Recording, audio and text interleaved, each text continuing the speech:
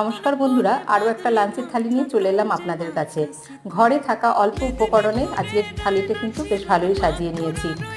আমি যেহেতু কদিন বাড়িতে থাকবো না, তা যে সবজি রয়েছে সেগুলো সব শেষ করে নিতে হবে। তার জন্য আজকে দেখুন এই যে বানিয়েছি এই টিক্কিটা, একটু বিট রয়ে গিয়েছিল, তাই আলু সিদ্ধ একটু বানিয়ে নিয়ে তার সাথে বিট আর পাউ রয়ে গিয়েছিল একটা, সেটাকে একটু মিক্সিতে গুঁড়ো করে নিয়েছি। একটু সামান্য পেঁয়াজ কুচি আর নুন আর ভাজা জিরের গুঁড়ো দিয়ে সবটা ভালো করে মেখে নিয়ে এরকম টিক্কির আকারে বানিয়ে নিয়েছি। আর একটু আলু ভাজা করে নিয়েছি। আর এই পনিরের রেসিপিটি কালকেই বানিয়েছিলাম, যেটা একটুখানি রয়ে গিয়েছে। আর এই যে শুকনো শুকনো করে আলুর একটা তরকারি করে নিয়েছি, যেটা পথে লুচির সাথে আর ফ্রাইড রাইসের সাথে বানিয়ে নিয়েছি। আর নিয়ে নিয়েছি আমলকির আচার, আর সাথে তো আছে ডাল আর একটুখানি দই। এই দিয়ে আজকে একদমই অল্প উপকরণ ছিল, তাই দিয়ে অল্প মেনুই বানিয়েছি, কিন্তু লাঞ্চ থালিটা খুব একটা খারাপ হয়নি।